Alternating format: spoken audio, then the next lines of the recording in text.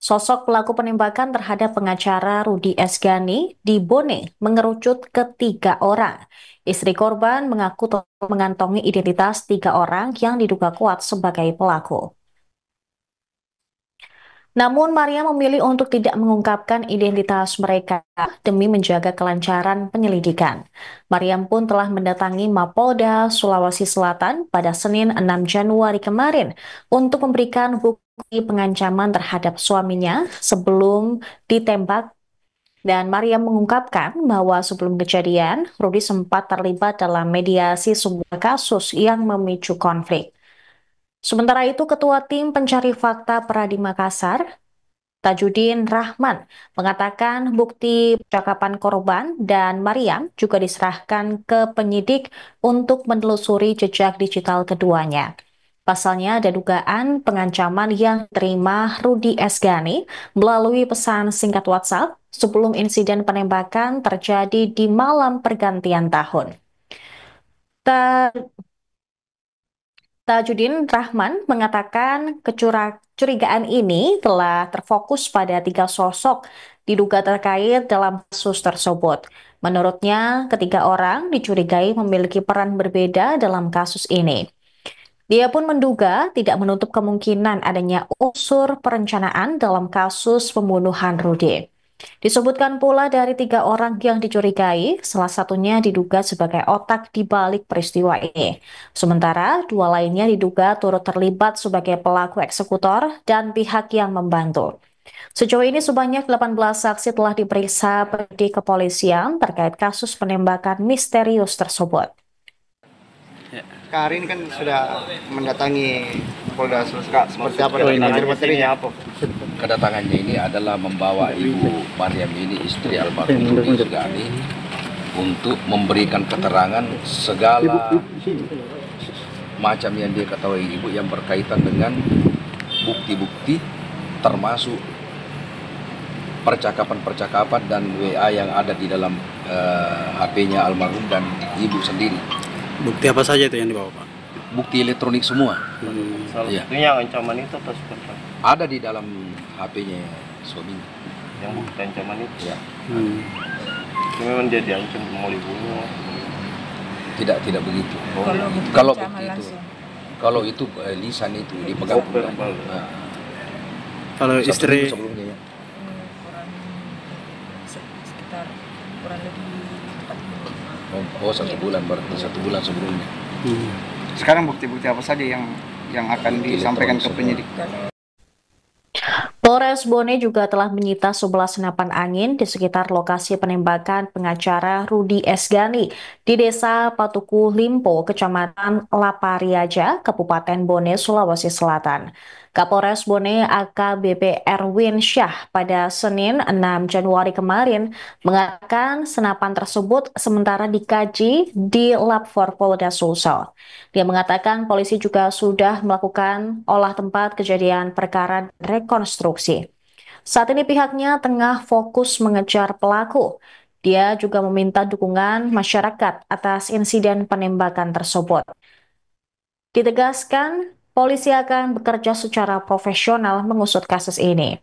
Sementara itu, istri korban, Mariam, telah menjalani pemeriksaan penyidik di Ditreskrimum Polda Sulsel pada Senin kemarin. Mariam didampingi tim pengacara fakta Peradi Makassar tanpa keluar dari ruang penyidik pukul 23.30 WITA. Ia menjalani pemeriksaan kurang lebih 8 jam di lantai 2 Ditreskrimum Polda Sulsel. Tajudin Rahman mengatakan total ada 39 pertanyaan yang diajukan penyidik ke Mariam. Diketahui sebelumnya, Rudi Esgani tewas ditembak oleh orang tak dikenal di Kabupaten Bone, Sulawesi Selatan saat merayakan pergantian tahun baru di teras rumah mertuanya pada 31 Desember malam. Setelah tertembak, Rudi segera dievakuasi ke Puskesmas Lapariaja, namun dinyatakan meninggal dunia pukul 1.15 WITA pada hari yang sama. Hasil uji balistik dari lapor menyebut bahwa proyektil peluru yang mengenai Rudi Esgani berasal dari senapan angin.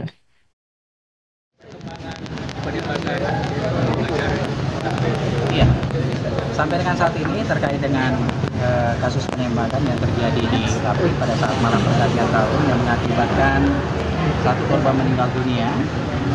Sampai dengan saat ini bahwa tim gabungan baik dari Polres Bone, gabungan dari Reskrim, Intel, Narkoba, unit Posnal, semuanya kita hadirkan di seputaran TKP tempat kejadian perkara, berikut dengan bantuan dari Resmob Polda Sulsel.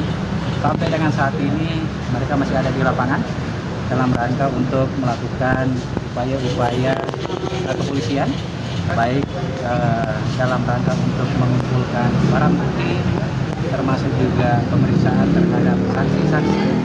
Saat ini sudah ada 18 saksi yang sudah kita dimintai keterangan, dan kemudian ada beberapa barang bukti yang kita amankan. Yang pertama terkait dengan hasil otopsi peluru yang diidentifikasi bahwa itu bersumber dari senapan angin, dan kemudian juga ada senapan angin yang kita amankan dari beberapa warga masyarakat yang ada di sana, yaitu ada 11 senapan angin, termasuk juga beberapa teropong dan kemudian juga beberapa peluru yang nantinya akan kita kaji secara bersama-sama. Sampai sejauh ini sudah ada yang dicurigai? Sampai dengan saat ini belum ada keterangan saksi-saksi yang mengarah ke sana. Namun hari ini kita juga mengagendakan untuk melakukan pemeriksaan terhadap keluarga korban, baik dari istri termasuk tukang yang ada di sana.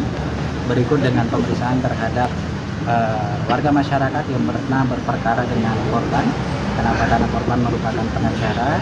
Mereka sering mengawal terkait dengan kasus-kasus penerobotan tanah. Itu juga nanti akan kita lakukan pendalaman dan kemudian melakukan pemeriksaan saksi-saksi. Yang jelas bahwa Polres Bone berkomitmen, kemudian juga bersama dengan Polda Sulsel gabungan untuk mengungkap kasus ini, sehingga percayakan ke kami Polres Bone bersama dengan Polda Sulsel untuk melakukan langkah-langkah kepolisian.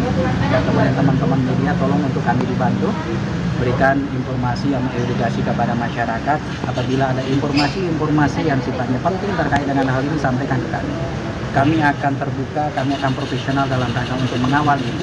Insya Allah, ketika nanti menemukan bukti-bukti, petunjuk-petunjuk yang mengarah kepada pelaku, nanti akan kami sampaikan lebih lanjut kepada teman-teman.